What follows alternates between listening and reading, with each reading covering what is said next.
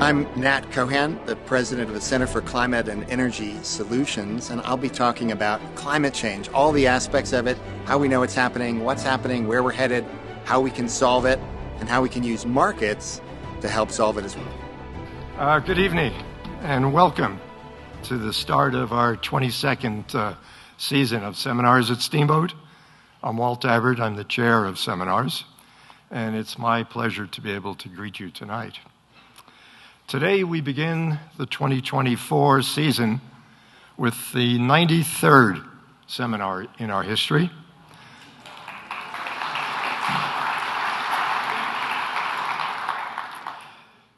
This evening's seminar is the first of 5 forward-looking, nonpartisan public policy presentations on topics ranging from emerging technologies and the environment to immigration and international affairs.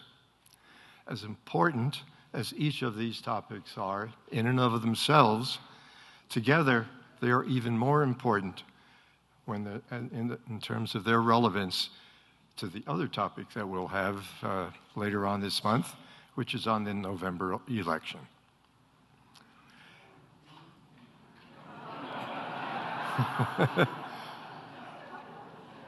Come back July 22nd and we'll give you all the answers.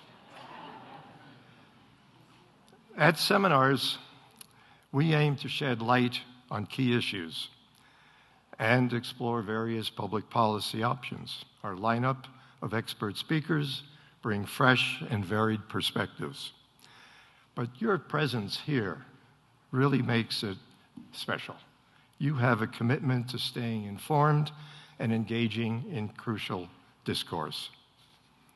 Now, immediately following this evening's presentation, there'll be the usual Q&A session. That'll be, of course, with the speaker, but questions you can be submitted at any time using your smartphone. You want to go to joinqa.com and enter code 85518. So you can do that at any time. The seminar's board, which is to express our sincere thanks to all of our volunteers and all of our sponsors who make this series possible. Your support enables us to bring these impactful presentations all at no cost of admission. We especially want to recognize tonight's sponsor, the Yampa Valley Community Foundation.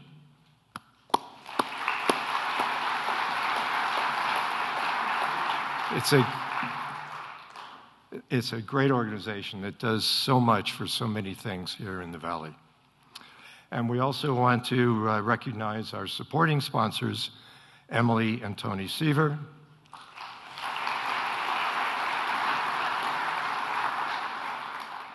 and how do I say this? And Meredith Dabbert.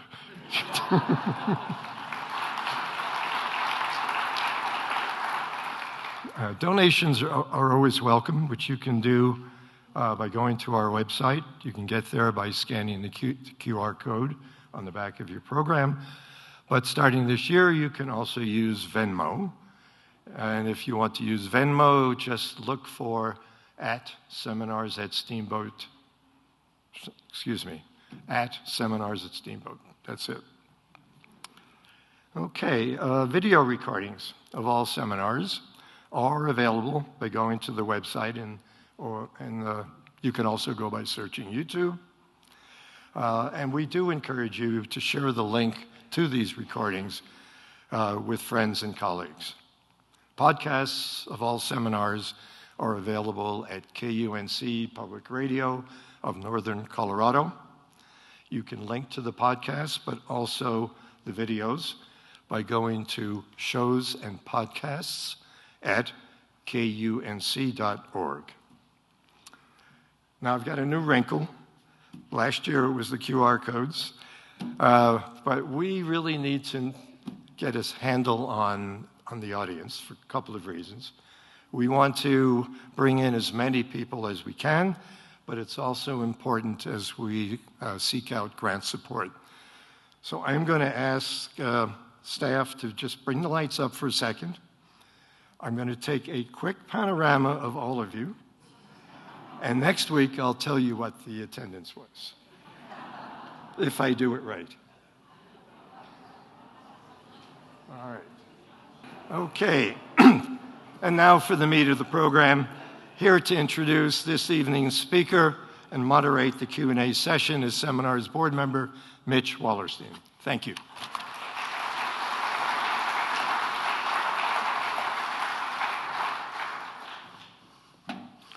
Good evening. I'm Mitchell Wallerstein. I'm a member of the board, and I'm delighted to introduce and serve as discussion moderator for tonight's seminar on climate change, status, outlook, impacts, and visible actions.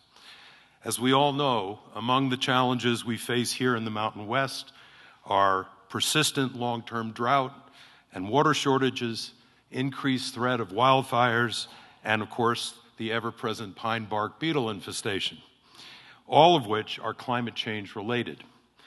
So this seminar on the current climate change situation and potential policy options is both timely and important. As you just heard from Walt Dabbert, after our speaker delivers his remarks, we will have ample time for questions and discussion. And as Walt noted, you can direct your questions to me electronically during the talk. The contact will appear on the screen behind me. Our speaker, Dr. Nathaniel Keohane, currently serves as the president of the Center for Climate and Energy Solutions, which is a nonpartisan, nonprofit organization that works with policymakers and leading business representatives to accelerate the transition to a just and resilient net zero emissions economy. Nat Keohane is a globally recognized expert on climate, carbon markets, and the economics of climate change. With more than 20 years of energy and environmental policy experience in academia, government, and the nonprofit sector, our speaker has worked at the Environmental Defense Fund, where he held a range of policy roles, including chief economist. He worked at the White House, where he served as special assistant to President Obama for energy and environment for 2 years in the National Economic Council. Following his government service, Dr. Keohane returned to the Environmental Defense Fund in 2012 as Vice President for Global Climate, and later served as Senior Vice President for Climate.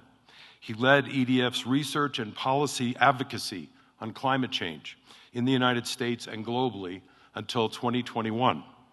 In July 2021, he became president of the Center for Climate and Energy Solutions, now leading in the organization's effort to make the case for ambitious and durable climate policies. Earlier in his career, Nat Keohane held appointments as an assistant and then as associate professor of economics at the Yale University School of Management. He earned his PhD from Harvard and his BA from Yale University. Please join me in welcoming tonight's distinguished speaker, Dr. Nathaniel Keohane.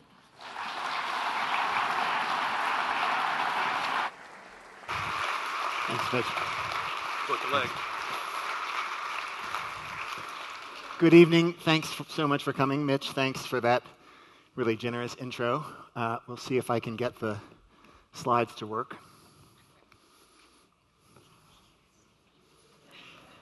Always the first task. There we go. Actually, I was going to show I made this title slide. I was very proud of it. So you heard the title. I'm going to be talking a lot about climate change, a whole range of things. You know I'm an economist, but I also want to talk to you at first about what's happening, how we know, and then we'll get to what we can do about it. But first, I want to ask you to think a little bit about what you think about when you think about climate change. Maybe it's endless cars or coal-fired power plants, pollution, oil rigs. Maybe you think about the impacts like storm surges, flooding, wildfire, habitat loss, drought, dying coral reefs, tropical deforestation. It can all really seem overwhelming. I think a lot of people talk about climate doom, and it just seems too much. And so I want to talk a little bit about how we can solve it. But first, before we solve it, we need to think about what causes it. And often you'll hear that the root cause is greed, or maybe it's capitalism, Wall Street. And it is true, and we'll talk about this, that capitalism drives economic growth, and economic growth drives emissions. But it's not just capitalism per se, because after all, if you think about socialist economies, they also had lots of examples of environmental disaster. So it's not just capitalism, it's something about how we're using capitalism, how we're failing to harness it or failing to guide it with the right policies. So one of the themes of the talk is going to be, how do we flip the script? I was going to say capitalism, these are all the great things about capitalism. I went too fast. It causes, generates connections in cities and has amazing technologies like this supercomputer in my pocket. So if it's not just capitalism, it's not capitalism per se, we need to think about how we can guide capitalism, what kind of policies we can put in place. And I like to think about flipping the script so that capitalism can help to solve climate change rather than just causing it. So that's going to be kind of a theme of the talk I want to come back to later. But first, I want to start with the basics. What are we doing to the climate, and how do we know? I imagine most people in this audience, maybe you're already familiar with this, you already know it, but I think it's always good to kind of go back and start with that. So what are we doing to the climate, and how do we know? So this is, if I can get it to start, an animation of global average temperatures from 1880 until last year. As you watch, you can see temperatures vary by region. They're typically hotter at the poles. You can see the degrees down here. As the planet warms, you start to see more and more orange and red. The warming trend is unmistakable by the end of the last century, and then it really takes off in the last couple of decades. And in fact, last year was the hottest year ever recorded. Not only that, but the last 10 years are the 10 hottest years ever recorded. If you look month by month, this chart actually shows every month of every year since 1940 relative to pre-industrial levels. And if you look at the top, you'll see the last 12 months, 2023 is in red, 2024 through May is in yellow. The last 12 months were the 12 warmest months of, starting in July 2023, those were the 12 warmest months in that month ever. And this is relative to the monthly average. In July 2023 was the hottest month ever recorded on the planet. So we know things are getting hotter. We can see it in the temperature record. This is actually, in some ways, I think the most striking stat that I think about if you're just thinking about temperatures. This is from the National Oceanic and Atmospheric Administration. It shows monthly temperatures. Now, this is relative to the 20th century average. And you can see it starts way back in 1850. You can see that rising trend. Here's what's really striking. The last month that was below the 20th century average, kind of below average, was in February 1979. I had just turned 7 years old. That is 542 months above average. I imagine many of you have heard of Lake Wobegon, Garrison Keillor. Okay, this is the Lake Wobegon effect for climate change. Lake Wobegon was the place where all the children were above average. This is the climate where every month is hotter than average, okay? So what does that mean in terms of impacts? Well, you can see the impacts wherever you look. This is in Bear Glacier in Glacier National Park. I'll come over here to mix things up a little bit. So over the last 7 years, you've seen, just in that last 7 years, you see that kind of retreat happening. And this is happening all over the world. It's not just temperatures. This is sea level rise. We've seen, again, you'll see most of the comparisons are back to the late 19th century, mid-19th century, before the Industrial Revolution. You can see that sea level is rising, and the rate is accelerating. And so far, we've risen about 8 inches since the end of the 19th century, and that's starting to pick up. So that's what's happening. We can see it in the temperature record. How do we know it's us? Well, there's kind of 3 lines of independent reasoning that we can point to. I'll just cover the basics. The first is just basic science. You've heard about the greenhouse effect. The atmosphere includes a bunch of what we call greenhouse gases that trap heat and radiate it back towards the surface. Carbon dioxide, methane, and so on. This is actually what keeps the planet livable. So if we didn't have the greenhouse effect, the average temperature on planet Earth would be about 0 degrees Fahrenheit. That's pretty cold. We wouldn't be standing here having this conversation. So the greenhouse effect is good in that sense. It makes it livable. The problem is we have increased concentrations of those greenhouse gases in the atmosphere that are acting like a blanket, trapping more heat. So imagine you're putting a warm blanket over the entire Earth. It's trapping more heat, and that's keeping that energy inside and driving up temperatures, expanding seawater, and driving all sorts of extreme events. This is a picture. This is actually is a famous chart. It's called the Keeling curve. Some of you may have seen it after Ralph Keeling, who has been recording this data. This shows you the CO2 concentration in the atmosphere as measured at the top of Mauna Loa in Hawaii. There's an observatory at the top of the volcano, and we can measure carbon dioxide. One of my favorite things about this chart is it shows you the respiration of the Earth. So you see those zigzags, and that's because in the northern hemisphere, plants are taking up oxygen. They're taking up CO2 and generating oxygen, and then the reverse is happening in the fall. So you see that seasonal variation, but you also see that really that significant increase from when we started taking measurements in Mauna Loa in 1958 to now. We're at about, I checked the other day, we're at 425 parts per million. So what does 425 parts per million mean? That may be hard to tell.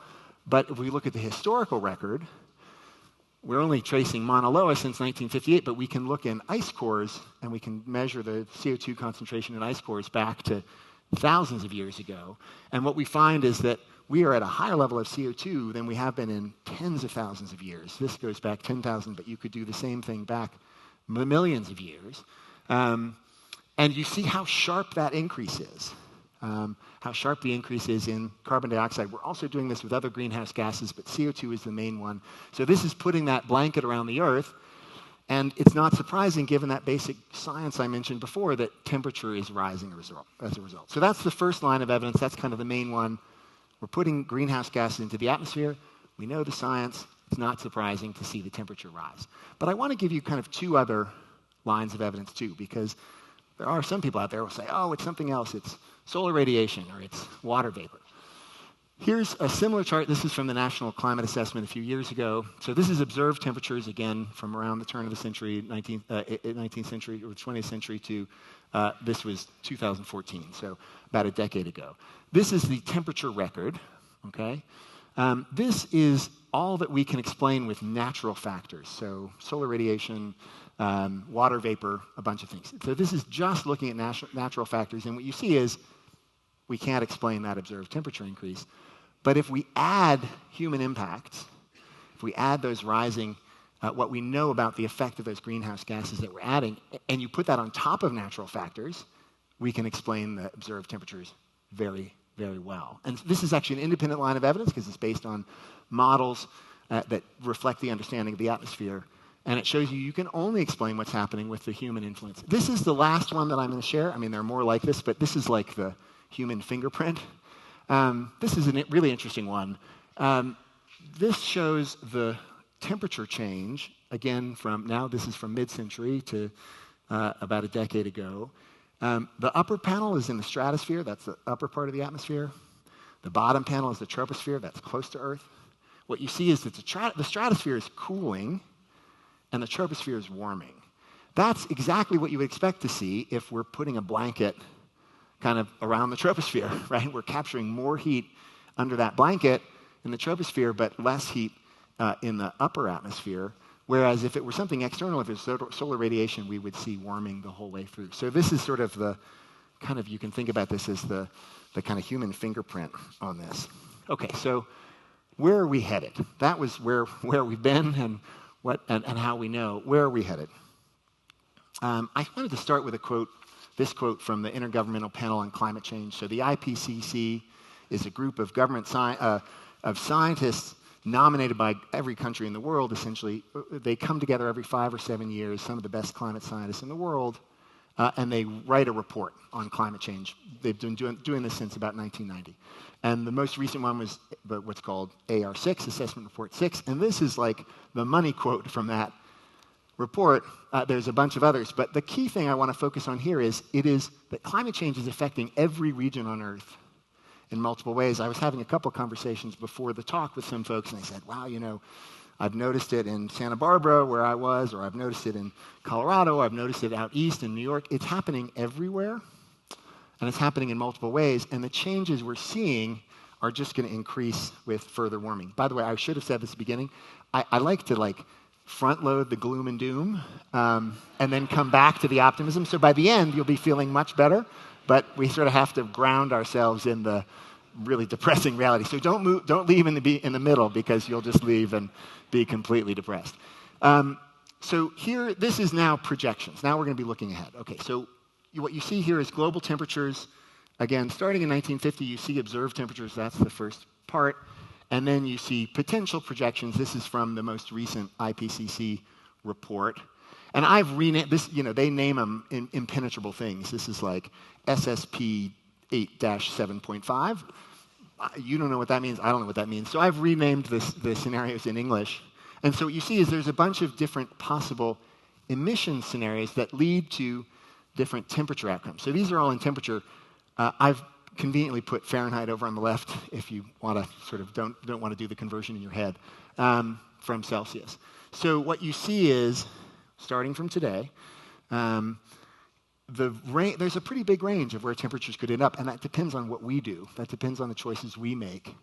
In the bad scenarios, where emissions of greenhouse gases keep rising, if they really rise at the upper limit, and they double by 2050, not impossible, but that's probably on the upper limit, you would see temperature rises of almost 5 degrees Celsius by the end of the century. That's 9 degrees Fahrenheit. I'll come back to what that means in a minute. A steady rise, which is probably within the realm of possibility, would still get us to about 4 degrees Celsius or 7.5 degrees Fahrenheit. That's a lot for averages. If we make some slow progress, so we sort of level off in the middle of the century and then start to decline globally, we still get a little below 3. And only if we really, I'll talk about what net zero means, but only if we really cut emissions soon are we going to get to levels below 2 degrees or 1.5. So what we do matters. It's going to require a lot of cuts, but this is sort of where we are headed. What does that look like? I'm going to show you a couple more scary charts. This is all from the IPCC. The upper maps, these are maps, of course, of the world. You see the upper two are just showing you, they're comparing observed change versus simulated change to show you that the simulations are pretty good, so the models can reflect what we're actually seeing. We're actually a little bit more than 1 degree Celsius now. In fact, last year we hit 1.5. That was a little bit of an anomaly, but we're probably at 1.2, 1.3 degrees Celsius above pre-industrial levels.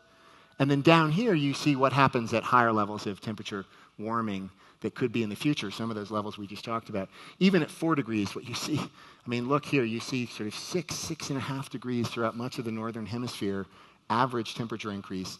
That's Celsius. So we're talking about 11, 12 degrees Fahrenheit. So, and that's a lot of warming. Now, some people still might be saying, okay, but, 4 degrees, 5 degrees Celsius, even 9 degrees Fahrenheit, I'm from New York City. It was in the 90s a couple weeks ago, then it was in the 80s, so maybe 9 degrees Fahrenheit isn't that bad. But the key thing to recognize is that when you change the average, we're shifting the whole distribution. So it's going to repeat itself to really get the point, but you can see that we're shifting the whole distribution, which means if you look at the tails, you look at these extreme events, even if the average moves just a little bit, the tails move a lot. And the mass of the tail, the sort of extreme heat events, and all the things that are associated with that move a lot. So what does this mean?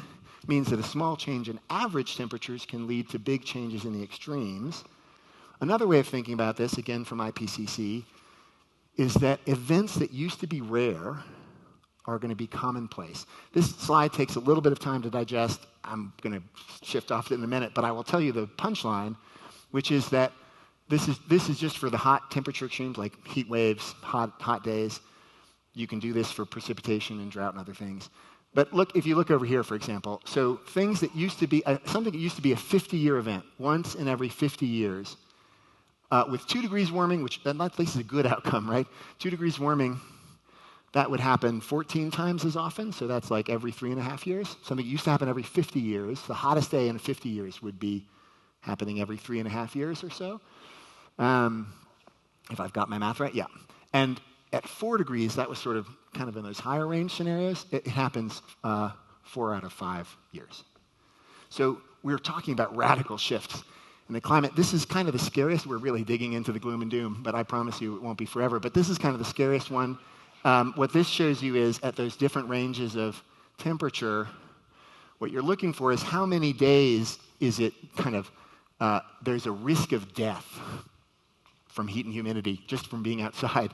And the purple is approaching 365 days a year. And so what you're seeing, now these are all projections and so on, but what you're seeing is at these really high levels, this is probably higher than we would get to by the end of the century, but it's kind of at that upper end.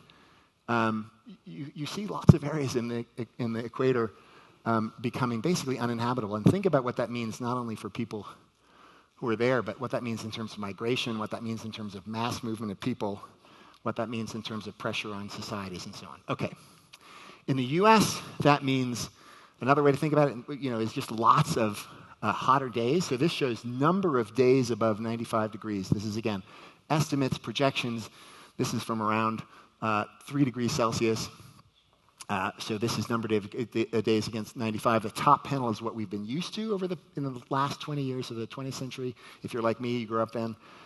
And the bottom, you might be able to see, especially in the Southwest, 150, 175, 200 days above 95 degrees. So big changes. What does all this mean in terms of the economics and the impacts? We're in like the home stretch here on the gloom and doom. We're just almost going to get to the base. So these are from upper end projections. So these are, I want to be very clear, like these are kind of, if we're really at that upper end of temperature increases, what happens, and this is in the US. So this isn't like guaranteed. This is just what we need to avoid. This is why we need to act.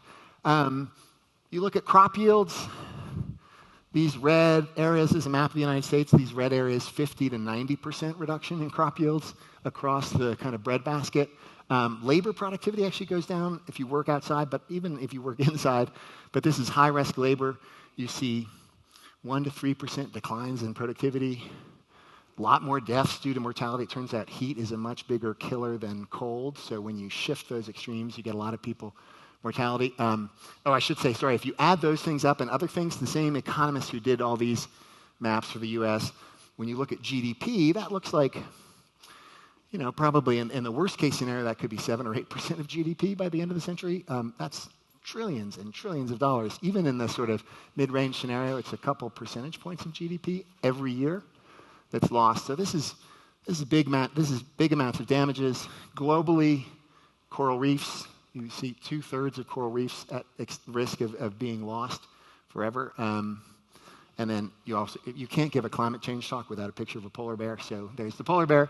But 20 to 30% of species at risk. So depending on whether you care about people or critters or whatever, anything in between, lots going on. So, okay, that was kind of the gloom and doom.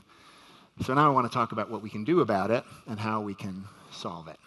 And we'll start coming up that slightly more optimistic point. Okay.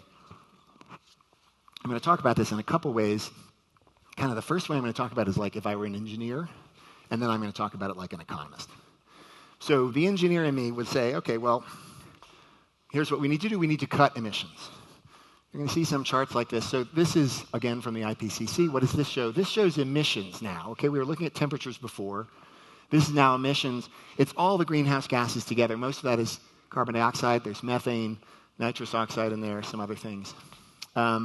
What you see in the orange line is kind of where we're headed with current policy. So if you see, the black line is where we've been, so it gets to about 2020. And then it's projections for it. So emissions have been rising. You saw that earlier. If we just implement the policies globally that are in place, we kind of plateau a little bit in emissions, and that leads to that kind of that's still one of the better. That leads to the sort of slow progress line we were looking at before. So that's still pretty good. There's a range around all this, so that's maybe 3, low 2s, high 3s. If we want to limit to like those better scenarios I showed you before, below 2 degrees, then we really need to make some significant cuts. And I should say this shows like various degrees, but every fraction of a degree counts. That's something that was in those earlier slides, but I want to really underscore it because people sometimes talk about, you'll hear it in many of my friends and colleagues in the climate movement talk about it's got to be 1.5 degrees or it's got to be 2 degrees, and if it's over 2 degrees, it's catastrophe. And there's some basis to that, but what you really want to think about is like every tenth of a degree is going to make for a better world that we can reduce, right? So every tenth of a degree lower. So 1.5 would be amazing. It's going to be probably impossible to reach. 2 is probably within reach if we started really right away. But 2.1 is a lot better than 2.2, and 2.5 is a lot better than 3.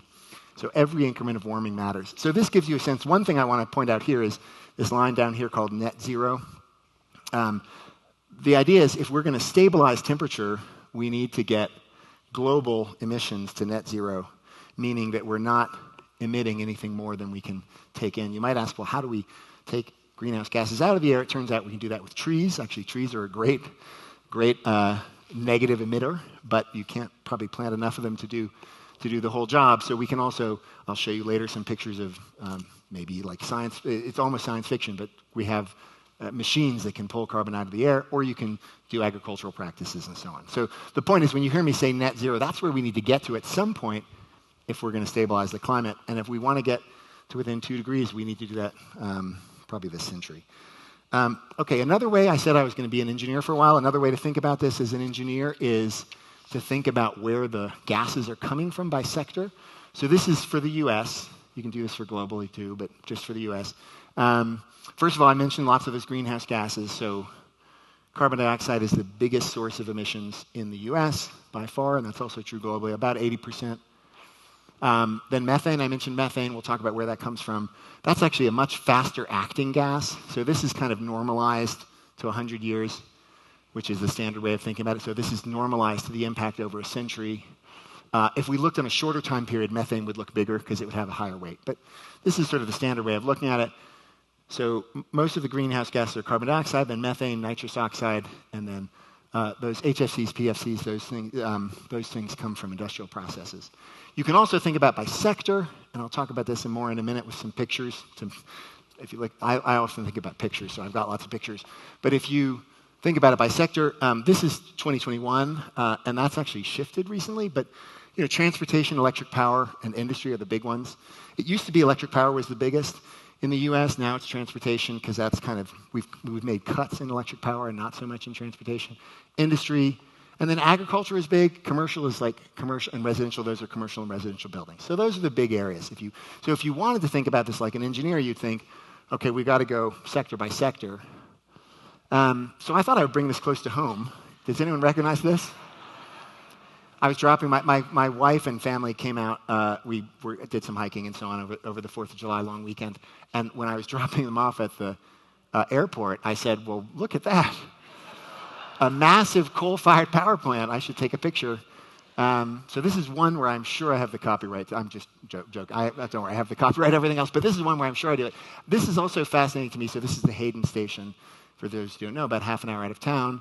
The reason I took it from this vantage point is you see those coal cars lined up. I actually did my dissertation a long time ago on coal and acid rain, and so spent a lot of time thinking about railroads and coal. And so just massive numbers of endless line of coal cars sitting outside. One of the interesting things actually about Hayden Plant, which you may know, Hayden Station. So this was built in the 60s, 1965 and 1972, something about as old as I am. But Xcel Energy, which runs the plant, has announced it's going to close it early, and actually now is thinking about turning it into a biofuel plant. So that's kind of interesting. Maybe that's a sign of how we can start solving this problem. This is a map, in case you don't know. That's where we are. This is from friendly Google, so we're up that blue dot. You probably all know this because you're from here, but I always like to sort of ground something in the local area. So there's where I drop my kids and wife off. There's the Hayden Station. And most of that coal came from the 20-mile mine, which is not too far out of town. So that kind of coal mining and coal-fired power plant has historically been a huge source of emissions, biggest source of electric power sector emissions, biggest kind of single source of U.S. emissions. Now starting to be on the decline, which we can talk about more later. So how do we think about solving this? Well, first, if we think about the causes, I've talked about coal-fired power plants or fossil-fired power plants. I've talked about transportation. Industry is a big source. I mentioned that. I don't have any pictures of buildings because I think we know what those look like, but that's a methane leak down there on the left. It's an infrared picture of a methane leak. Methane is invisible, so you've got to take it in infrared. But that's in the Permian Basin in Texas and New Mexico. Lots of methane leaking from oil and gas. Aviation fuel, actually airplanes are not a huge source globally, although for everyone in the room, they're probably the biggest individual part of your footprint. But they're one of the hardest to get at because it turns out jet fuel is a pretty amazing substance. And then tropical deforestation, which is close to my heart. I spent a lot of my career working on that. So those are the sources. So how do we address them? Well, we need to replace that fossil fuel power plant with renewables and other zero carbon energy. Nuclear power is a great option too if you can make it cheaper. You need to replace all those polluting cars with electric vehicles. Basically, you want to clean up the grid and then electrify as much as you can, starting with transportation. You can't electrify everything, but you can electrify a lot. You want to then clean up industry. You can do that partly by electrifying it, partly with new fuels like hydrogen. This is a hydrogen steel plant that's being built in Sweden. You need to stop all those methane leaks, so you can do that sometimes just with a wrench. If you're worried about oil and gas, this is oil and gas pipes. A lot of the leaks come either from the oil field or from the kind of compressor, so you just tighten that up. Also, you want to get methane from cows, they're a big source, and landfills. Sustainable biofuel, we could talk about whether that's a scalable solution, but we certainly need more sustainable fuels to get rid of that aviation. And then we want to adopt sustainable agricultural practices to relieve the pressure on cutting down tropical forests and other forests. So that's kind of in a story, that's sort of how we would do this. And as I said, that's sort of in a sense, it's the engineer's approach. I'll come back to the economist's approach in a minute. But I do want to say we're making some progress. So this is now, we're starting on the upswing. This is, I guess, a very patriotic view of the Inflation Reduction Act. I found this somewhere online. So Inflation Reduction Act, which you probably know is not really about reducing inflation, although that was a handy name to get Joe Manchin, the senator from West Virginia, to sign on. What it really is about reducing emissions. It's got actually hundreds of billions of dollars. If you probably have seen this, but if you haven't seen it, it's hundreds of billions of dollars in tax credits, grants, other subsidies, all aimed at some of those solutions I just talked about. So aimed at promoting renewable and other zero carbon energy, aimed at promoting hydrogen, aimed at electrifying transportation and building charging infrastructure and all these things. It is making a difference, or it's projected to make a difference. So this is just U.S. emissions. IRA is Inflation Reduction Act. This is U.S. greenhouse gas emissions. Again, you can see from 2005, the peak was in 2007. That was like the highest greenhouse gas emissions we've seen for the U.S. We've been on a steady decline, up and down a little bit. Then you can see we get to here. That's where we are about today. And these are projections. And the blue is kind of where we were headed before the Inflation Reduction Act. And the orange is where now the projections with under a range of scenarios. So you can think about high emissions are more pessimistic, low emissions are everything goes right. We're probably going to be somewhere in the middle. Down here, and note this, I didn't make this graph. I never make graphs that don't end at zero in the axis, but I do copy them. I do show them sometimes. This is from Rhodium, which is a good think tank. But notice here is the target that we've set, President Biden announced at the beginning of his term. Our target is to cut emissions across the U.S. 50 to 52% below that 2005 level. So you can see we've still got a ways to go. So the Inflation Reduction Act, we're making progress. We still got a ways to go. We can talk more about what those policies are going to be. Similar story globally. So this is now global emissions. Don't worry, there won't be a test after I'm throwing a lot of information at you. But this is global emissions. And this is actually want to sort of dwell on this just for a minute because it's a kind of note of optimism, which is that the Paris Agreement on climate change, which was agreed in 2015, the U.S. entered in under Obama, pulled out under President Trump, went back in under President Biden. It's like the U.S. jig on climate. What you see is emissions, lots and lots of different pathways, lots of potential uncertainty about what can happen. The important thing is the difference between where we were headed. That reference no policy line, this blue line up here, that's where we were headed before the Paris Agreement. And if you look over here, actually one of my favorite things about this chart, which appeared in Science magazine about 3 years ago, is that it shows you the sort of uncertainty around temperatures. We often talk about, well, the temperature is going to be X, and there's a lot of uncertainty. We know that we're driving climate change. All that is very basic. We know that temperatures are rising. We know that all sorts of bad things are going to happen. We don't know just how bad it'll be. And so this is interesting because it gives you kind of a risk approach. So this is the likelihood. So what you can see is what we're really doing is we're shifting the risk. And we've had some success. So before the Paris Agreement, that's the top bar. You see, if you may not be able to see the colors that clearly, but we basically, the expected right in the middle, the median projection was, let's call it 3.5 degrees or so. There was some chance, if we got lucky, that it would be 2 to 3 degrees, basically no chance of below 2. And there was a tail risk, about 15% of a chance that it was above 4 degrees Celsius. That's like that high end that we talked about before. Since Paris, we've come down to here, to this middle, just since Paris. So if we continue doing what we're doing, current policy, we've already cut that tail risk off a lot. You see there's almost no chance of 4 degrees, again, according to these estimates. So we've cut the tail risk. We've cut off some of those really high, bad scenarios I talked about if we keep on the current approach. And we've expanded the likelihood that we're between 2 and 3 degrees, but we're still unlikely to be below 2. And so this is just a different version. We'd have to cut much more if we wanted to be in that sort of safe zone of 2 degrees. But I show this chart because we actually have made a difference. You hear a lot, people will talk about the Paris Agreement, it's all voluntary. We can spend more time in the Q&A about this. But I always want to make the point that for all its imperfections, the Paris Agreement, this is just 9 years. It was signed in 2015. We're in 2024. We are making progress. We're making a difference. But we need to pick up the pace. One more kind of sobering thing, and then we'll get to the economist fun piece. The one more sobering piece is one reason why we're not going as fast as we would like, even though, I haven't even given you all the stats. You might have heard, like, solar power is, the cost of solar are down 90%, the cost of wind is down 70%. We've made all these incredible changes. We're building all this renewable power. This is the kind of sobering graph. This is one of my favorite charts, even though it's sobering. This shows global primary energy consumption. Again, it's from 1800. And people will talk a lot about the energy transition. I always talk about the energy transition. We need to transition away from fossil fuels like coal and oil and natural gas to all those clean fuels up top.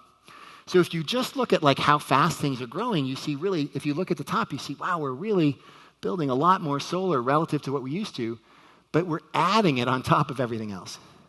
So you sometimes, maybe it's just so far it's like energy addition. We still are burning all this coal globally and oil. We're cutting it in the US, but globally we're still burning a lot of fossil fuels. We just add more on top. So if we're going to solve this, how are we going to do it?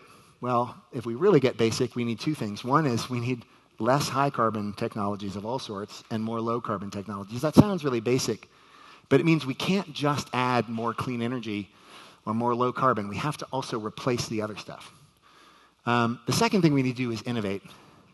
We really need to pick up the pace of technological innovation because we have a lot of technologies to get to, to make significant cuts, but to get to net zero, we're going to need more. So this is where I get to be an economist. So this is what makes me super optimistic. And maybe that's just because I'm an economist, and so this is the bizarre way I think. But the thing that makes me super optimistic, or I don't think anybody can be super optimistic, relatively optimistic, is that we haven't yet really harnessed what I think is one of the most powerful forces we have, which is markets. And I want to be very clear here, because I'm going to talk a lot about policy in the remaining kind of 5 minutes or so. I want to be very clear. I'm not talking about markets by themselves. I'm not talking about unfettered markets. I'm not talking about, the Chicago School and Milton Friedman. I'm talking about harnessing the power of markets, which is really powerful in terms of getting individuals to make decisions and so on, and harnessing that towards low carbon. And I think the sector-by-sector approach, while useful, is a little bit too myopic. I want to step back and think, how do we really do that? So we're going to go back to Wall Street, where we started, but this time we're going to think about how we can use that to harness the power of markets. And so one reason I think about markets as being so powerful is they harness the power of individuals, sort of the wisdom of the crowd, to make decisions that can unleash huge amounts of capital and investment. I always like to say, if we really wanted to solve the problem, we don't want to just get in a room and pick the 12 smartest people we know and ask them, what are all the technologies we need? We want to unleash everyone around the world and give them some incentive to figure that out and to make their own decisions and then to implement them. So that's the real power, because capitalism and the markets, the way we operate, are a huge driver of investment and innovation and of economic growth. So how do we harness that? Well, the first point I want to make, one more graph, is that for most of our history, up until about 1975, this actually surprised me when I made this graph, but I still think it's interesting. U.S. greenhouse gas emissions tracked U.S. GDP. So you see, and it's interesting, actually, you can chart them on the same numbers. So that's U.S. greenhouse gas emissions in millions of tons and U.S. GDP in billions of dollars, constant dollars. What's interesting is actually after 1975, you see them diverge. However, it's still the case, it's still rising until about a decade ago. So we slowed down the rise. This is about, I think a number of people here were probably like me, maybe remember the 1970s oil crisis. Maybe that's what had to do with it. I was actually very surprised. I'm almost showing this graph because I was so surprised by it when I made it. I didn't expect to see that level of shift. So that's really interesting.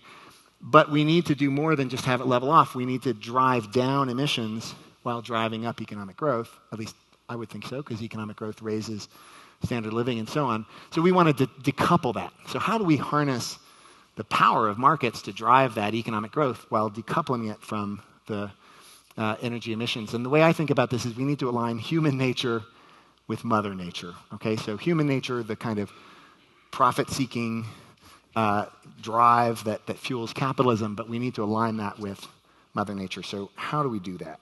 Well, to start thinking about how we make that alignment, I'm actually going to tell a story that at first looks very different. It's about the British Navy, but this is one of my favorite stories. So tell this, and then we'll come back to climate change. So the British Navy. So do people know the story of longitude? So in the 18th, so about 300 years ago in the 18th century, Britain was a sea power, but it faced this incredible technological challenge, or this very daunting technological challenge, which was how to determine longitude at sea. Latitude is really easy. You can see how high the sun is. But longitude, how far you are from Greenwich or from Portsmouth, is very hard to tell just by the sun.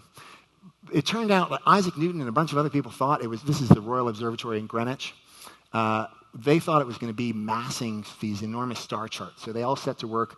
All the sort of wisest grandees of the day thought it was going to be this really complicated story about star charts that sailors would take with them and look up at the night sky. But there was a guy named John Harrison, who was a clockmaker, who realized that if you built a clock that could withstand the yaw and the pitch of the ocean and could still keep good time even in the humidity of the tropics, if you had a clock that kept its time, you would always know what time it was back in Greenwich, and then you could figure out by looking at the sun at noon, wherever you are, you could figure out when noon was where you are, and you knew what time it was in Greenwich, and you could figure out your longitude. It actually is literally the reverse of, when we travel time zones now and we think about time zones. It's literally observing the difference in time and figuring out your longitude from that. This is the first clock he built.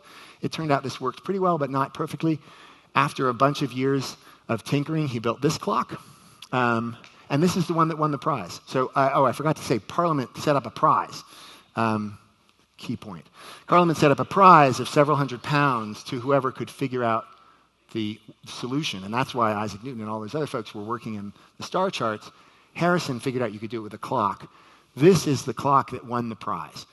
Why am I talking about clocks in a story and a talk about climate change? Because I think this really captures something at the core of why capitalism and markets can be so powerful. In this case, it was a prize that created incentives, and nobody knew what the answer was going to be, but it created an incentive for people to figure out different approaches, and John Harrison could build his clock. Similarly, capitalism is almost like a prize on a grand scale, except the prize is profit. So the question is, if we want to harness capitalism to drive the innovation we need, how do we make it more profitable to be low carbon instead of high carbon? Now, profit is quantity times price, if you remember your economics. So I want to talk about the price of carbon pollution. Okay, so this is a visualization of a ton of CO2, and I'm going to try to wrap up because I know I'm going a little long. But this is a ton of CO2. That's what it would look like if you put it in a balloon, just to give you a sense of scale. How much is a ton? If you flew from Denver to London and back in economy class, that would be about a ton. If you drive a car, average gas-powered car, 2,500 miles, so almost like once across the country, that's about a ton of CO2. Average U.S. household electricity on the average grid, about 10 weeks of average electricity use. So that gives you a sense of a ton. I'll come back. U.S., we are about 19 tons per person per year. So what's the true price of all of that? Economists call that the social cost of carbon. You got to use economic models. You take all the emissions and the temperature modeling we'll look at. You estimate the damages from that temperature using some of the data we showed before, but projecting that out into the future. You look at all the damages from 1 extra ton emitted today. You value that in terms of dollars, which you can do valuing all those things, all those impacts we talk about. You discount it back to the present, meaning you express it in current value. And 1 ton stays up there for several hundred years. So that's doing a lot of work. And then you express that as dollars. Okay, so what is the social cost of carbon? 1 ton of carbon dioxide. Well, it's supposed to say 185. It was very clever when I did it, but it looks like it flipped. Not $18.5. That kind of, unfortunately, undid some of the effect of that. But anyway, the $185 is the current estimate. There's lots of uncertainty about that. I mean, there's lots of range about that, but that's a good round number.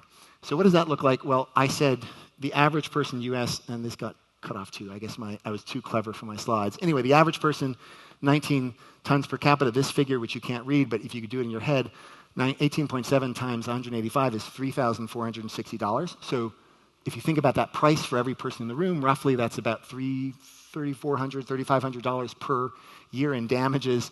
If we were reflecting that, that's not $55 billion, but it's a lot. I just copied and pasted as many as I could. So 55 billion tons globally. That's about $10 trillion a year. Those are the current damages from the total amount of pollution of greenhouse gas emissions that we're emitting globally. But the price in most of the world, including the U.S., is zero. So how do we get the price to be positive? So I think about this in terms of a magnet. Economics, you think about incentives, you can think about them like a magnetic field that are shaping incentives, and they're shaping the direction of the decisions people are making. And what we need is something to align that magnetic field, okay, to solutions. So how are we going to put a price on pollution? Well, there are a couple ways. Let me tell you one of my favorite stories, one more story, and then we'll be wrapped up. So this, actually, let me show you how this works, and then I'll tell you a story. So this just shows you how does a price work. Remember I said you need to do 2 things. You need to retire coal, you need to retire high carbon and replace it with low carbon, and you need to innovate. So this shows you about how do we get the price. This is U.S. electricity. This is from a friend of mine, a University of Chicago professor, Michael Greenstone. So this shows you the cost now all in. This is also taking account of battery storage for solar and wind. So it's renewables with backup. It's not just renewables because the sun doesn't shine all the time and the wind doesn't blow all the time. What you see is that right now, today, actually, natural gas is still the cheapest form of electricity once you take into account those other backups. But so you can see natural gas at 4.3 cents per kilowatt hour, and then all these others are higher. That's what the numbers mean. Okay? Now, that doesn't take into account the costs of the pollution. Economists call these externalities. The external cost of all that pollution, the social cost I was just talking about. If you look at particulates, so if you think about conventional air pollution, that makes some of the difference, but it doesn't make a huge difference. You can still see natural gas, even with particulates, it's pretty clean. There's not a lot of particulates coming out of natural gas, so it still kind of looks better. Coal looks much worse. If you add in the cost of carbon, now this is a little bit higher than the one I used. I said there's some range, so this is 225, but if you put it 185, it would be pretty similar. What you see is as soon as you add the cost of carbon, the total cost of all these things is now that end of the green line, and now you see that renewables become the best option. And so the idea is if we had a market that reflected that price of carbon, the market would choose solar and wind and other clean instead of choosing natural gas, right? So that's what I mean by harnessing the market. If we got the prices right, we could harness the market and have those decisions made. We could also spur the massive innovation we need to get to net zero with grid-scale batteries. This is a Alameda plant that makes battery manufacturers, long-duration batteries, fusion, nuclear fusion, cool technology. Maybe we'll see it in 30 years. That's what they always say. This is that plant that sucks carbon dioxide from the air that I talked about, so even sort of futuristic things. Okay, so how do we do that? One more story, and then I promise we'll get to Q&A.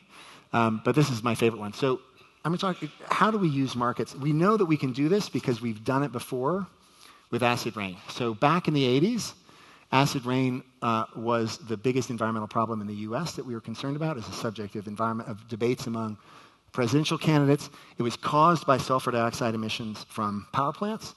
Sulfate particles drifted up into the Northeast and came down as acid rain. We put in place, I sort of got ahead of myself. So the acid rain was killing fish. It was making streams and forests dead. It was also killing people. We didn't know it at the time, but it led to particulate pollution in the East Coast especially. So Congress put in place a cap and trade program, which creates a market for clean air, basically. A cap on emissions, cap on total sulfur dioxide emissions, and then let firms trade credits or allowances that represent tons of sulfur dioxide. What that meant was power plants could now make money by figuring out how to emit less sulfur dioxide. So we created a market. We put a price on sulfur dioxide. And the result is that we cut emissions of sulfur dioxide 86% between 1995, when the program went into place, and 2015. That is an incredible success story.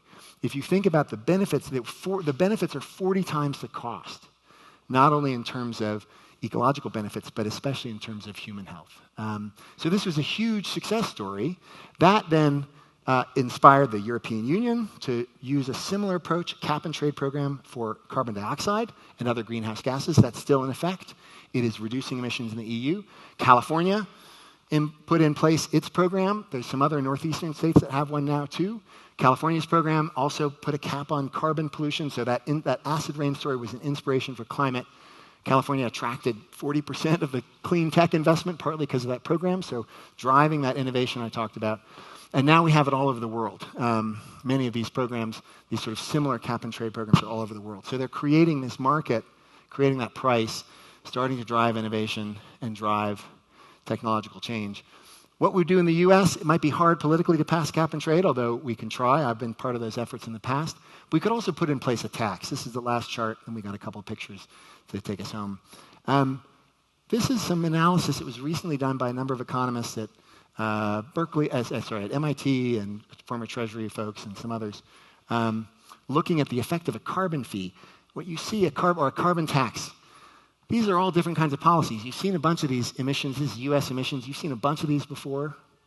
Now what we're seeing is that of all the different policies they thought about, and they talked about maybe what if we repealed the IRA or expanded it or whatever, all these different things. We could have a bigger IRA, we could have less IRA, we could have new emissions rules through the Clean Air Act. The most effective thing we could do is to put a carbon tax on, and it would be a pretty modest one, $15 a ton. It's actually not very much. That's like 15 cents a gallon of gasoline. And that would drive emissions down more than any other policy, and it would raise almost $600 billion in new revenue. So next year, when people are talking about how we're going to raise more government revenue to address the deficit and maybe pay for some the extension of the tax cuts, this could come in handy. Okay, so where have we been? I talked about the power of markets. This is where we end up being optimistic, because I think if we are able to put a price on carbon in some way, the kind of ways I've talked about, you would get to a world where clean energy was more profitable than dirty, where sustainable aviation fuel was more profitable and more economic than jet fuel, where farmers could earn profits by capturing soil and the carbon in the soil and changing their climate-smart agricultural practices rather than cutting down the trees. Maybe even where we pulled carbon out of the sky instead of putting it in the sky. And if we do all of that, we have a shot at making one of those more optimistic scenarios come true. So that was a little longer than I wanted, but I hope you enjoyed it. Now I think we have some Q&A.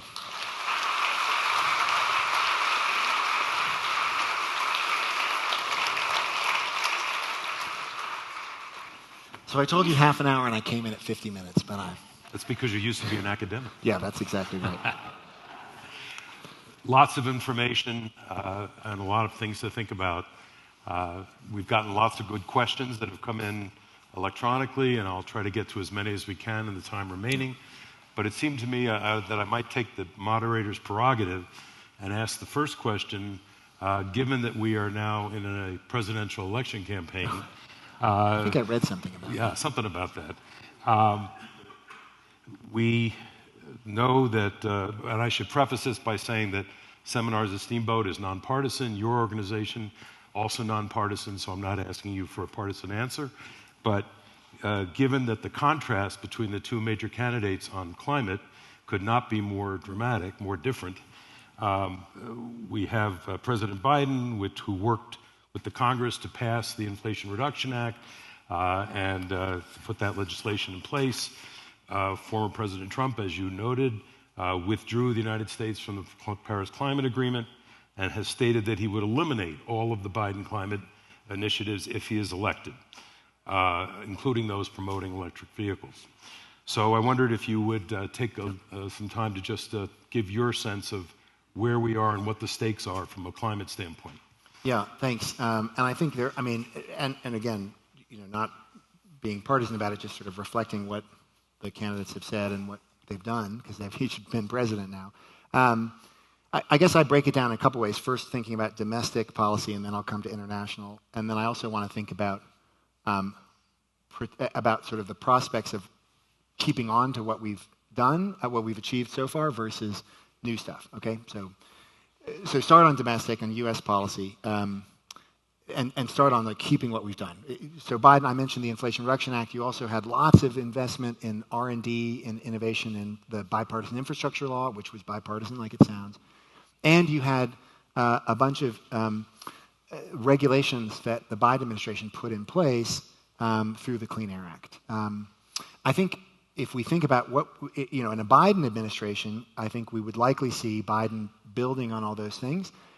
I would personally like to see more legislation. You saw that graph I showed that you need more policies than the IRA.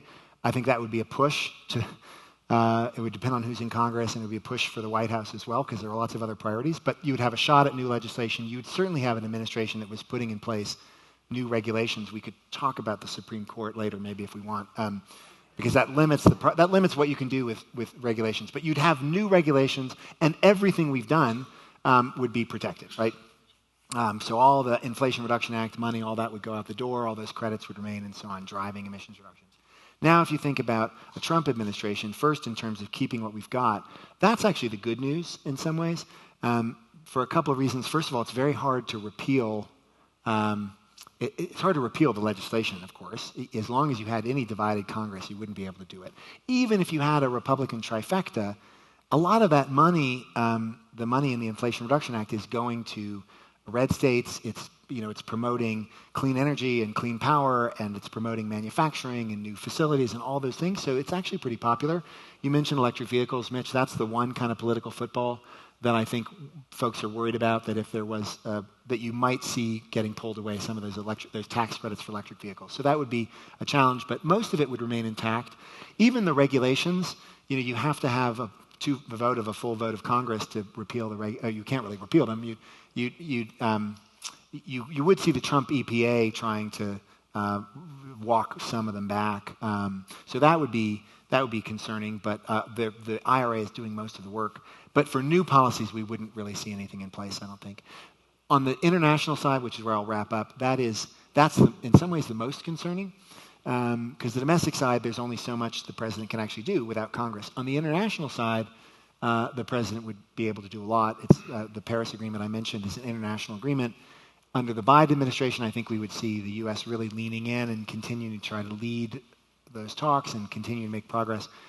Trump has said he would pull out of the Paris Agreement, which he did in his last term. I would actually worry he would go further and pull out of the whole UN framework that's been around since 1992 and that George H.W. Bush signed and was unanimously supported in the Senate. So it's possible we wouldn't just see this climate zigzag that I talked about before, but we'd see a bigger step back. You mentioned, or or you made reference to the Supreme Court. Recently, we did have this landmark decision about the Chevron deference. For those of you not familiar, this would affect the ability of the regulatory agencies across the board, not just in the environmental area, to promulgate regulations and enforce them. Can you comment on the impact on the EPA and on the future of the Inflation Reduction Act? Yeah, so Chevron, as you said, so the Chevron doctrine, which ironically, it was the original case was brought by the Natural Resources Defense Council against the Reagan administration, against Ann Gorsuch at the EPA, and NRDC lost. The environmentalists lost, and the Chevron doctrine was originally protecting the then Reagan EPA's interpretation of the law against what an environmental group was trying to do. Now the tables have sort of turned. So the Chevron decision in Loper versus Bright, what it does is it means that courts will no longer be expected to give deference to agency experts when interpreting the statute. And why is that a problem? That's a problem because statutes are often written pretty broadly. Congress writes in grand objectives, but it can't tell agencies exactly what to do here or how many allowances to allow or what parts per million. It says things like protect human health. Some of that is plain English, but some of that is congressional ease.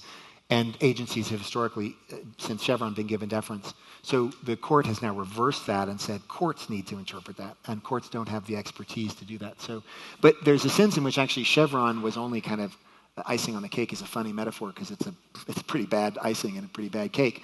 But the Chevron doctrine was kind of the last nail in the coffin, as it were.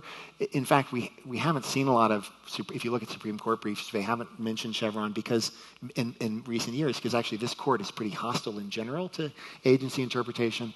And the bigger blow was probably a couple years ago in some ways, at least for climate. The bigger blow was the court's ruling in West Virginia, where it said it imposed its own interpretation of the statute and took away EPA's. EPA was trying to use a very flexible approach. I talked about kind of a cap and trade, market-based approach, typically would require congressional legislation. EPA was trying to do something kind of that mimics that, a little bit flexible in its Clean Power Plan under the Obama administration. And West Virginia said, no, you can't do that. It sort of preemptively said you can't interpret the statute that way. There was a phrase, best system of emissions reductions. It said you can't interpret system to mean a kind of flexible approach. It has to mean inside the fence line of a power plant. So that, in a sense, was even more damaging in terms of using the Clean Air Act to reduce emissions than the Chevron ruling. Another question had to do with the impact on immigration of climate change. Yeah. And you showed some data that made it clear that unless we reverse these trends, that many areas in the equatorial region could become almost uninhabitable.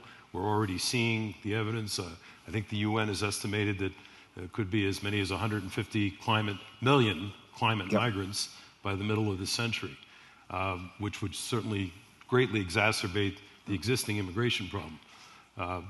Any thoughts about what we do about that? Yeah, I mean, a couple of thoughts. I mean, the numbers speak for themselves in a sense, and if you think about it, even just without really sort of without taking sides, there's lots of different views on the immigration debate. Just looking at the way, particularly in Europe, that immigration has really roiled the politics there and has, I think, threatens the stability of some of the regimes in Europe, and really has given rise to, in places like Deutschland, in Germany, really far-right groups. We see that a little bit in France.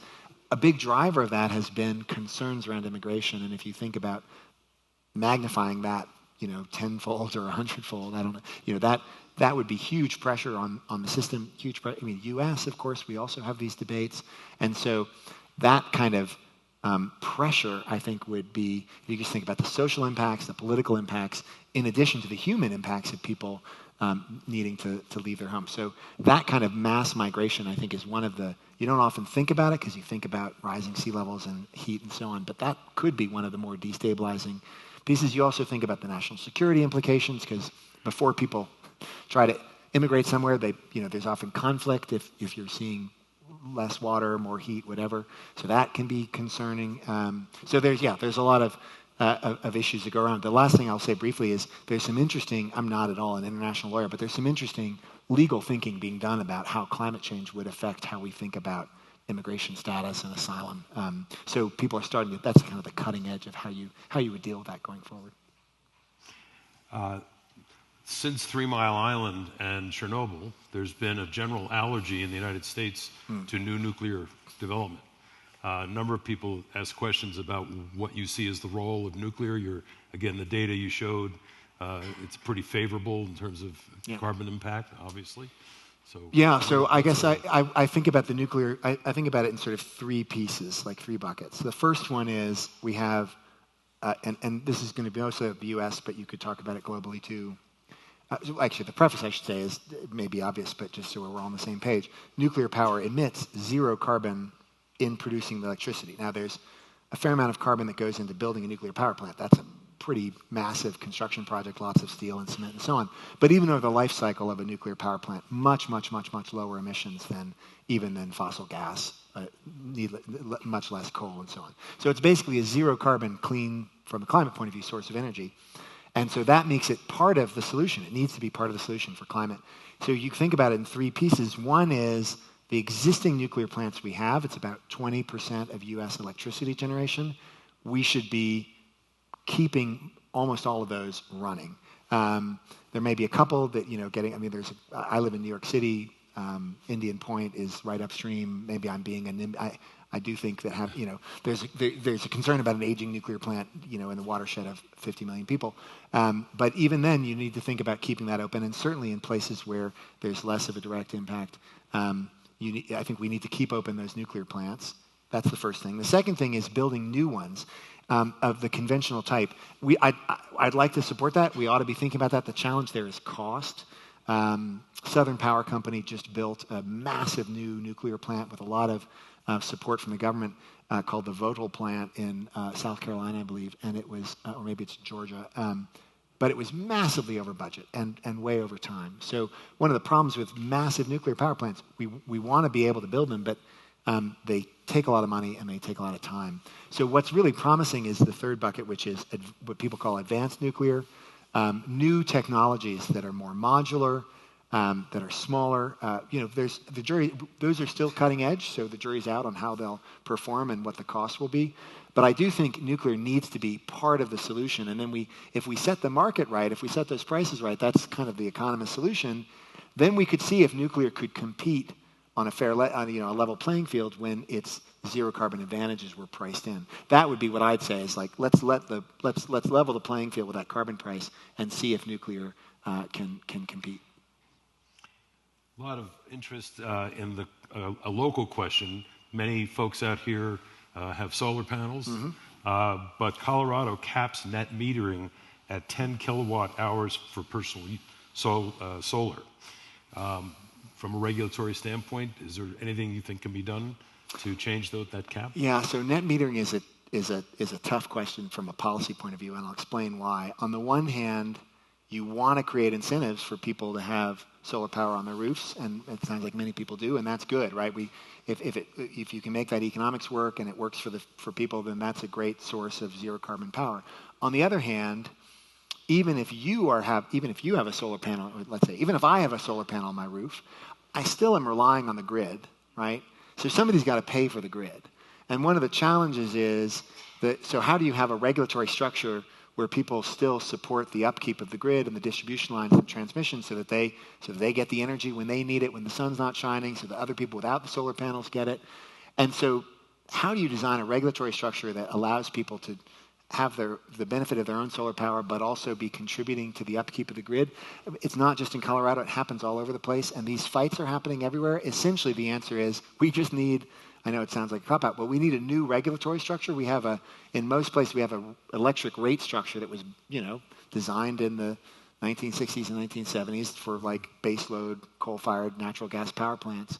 And we need a new structure now, and that's not just for actually homeowners, it's also for industry and for power generators as well.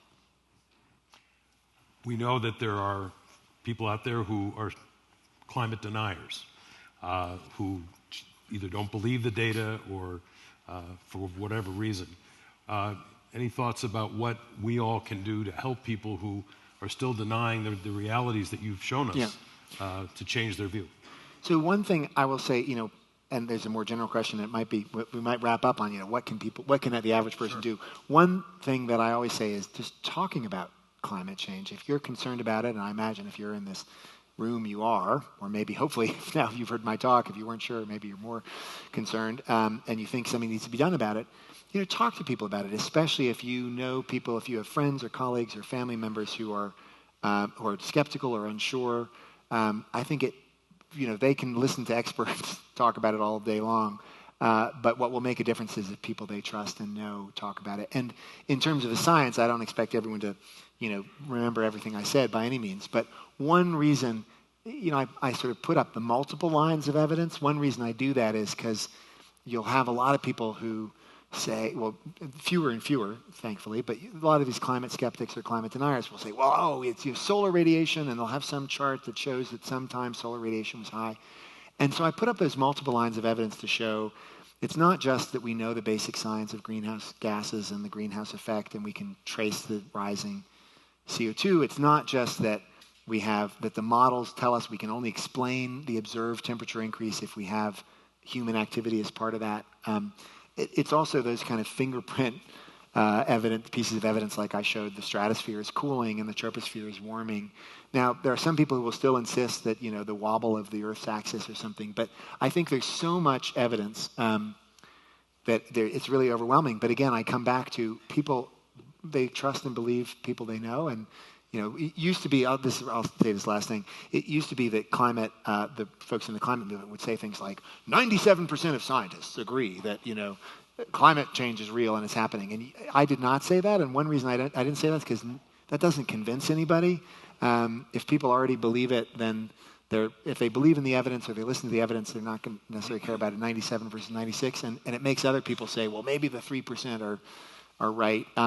So this isn't like a vote. This is just, there's really strong physical evidence in the record, evidence that we see in those things like that tropospheric and stratospheric thing. And so I would say, talk to people, share why you're concerned about it, and then if you want to refer them to this podcast, no, I'm just joking. You can tell them to watch this video.